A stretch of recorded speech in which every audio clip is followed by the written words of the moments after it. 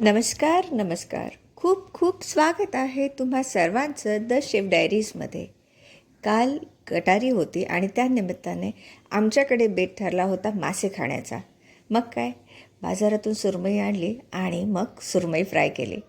इथे बघा, मी सुरमईला हिरवं वाटण लावून घेत आहे, ज्याच्यामध्ये अद्रक, कोथिंबीर, 2-4 हिरव्या मिरच्या आणि लसूण घातलेलं आहे आणि थोडं मीठ घातलेलं आहे.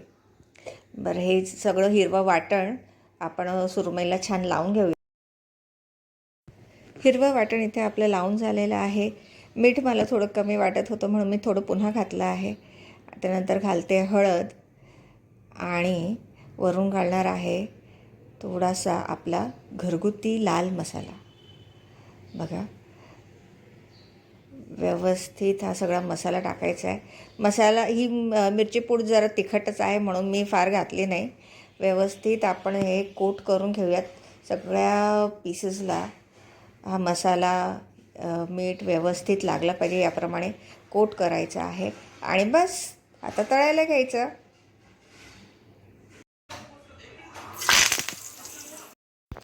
मसाला बघा किती सुरेखपैकी आपण फिशला लावून घेतला आहे आणि रव्यामध्ये थोडंसं घोळवून डायरेक्ट तव्यावरती. वाह, अप्रतिम.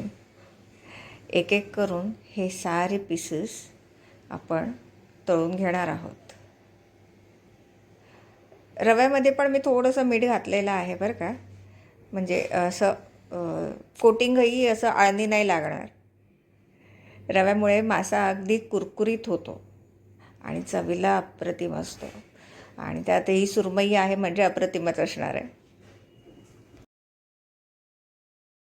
मीडियम फ्लेमवर अलटपलट करून ही सुरमई मी तळून घेतलेली आहे आणि ही चवीला इतकी अप्रतिम झाली आहे की तळता तळता अर्धी सुरमई फस्तही झाली आहे. तुम्हीसुद्धा ही रेसिपी नक्की ट्राय करून बघा.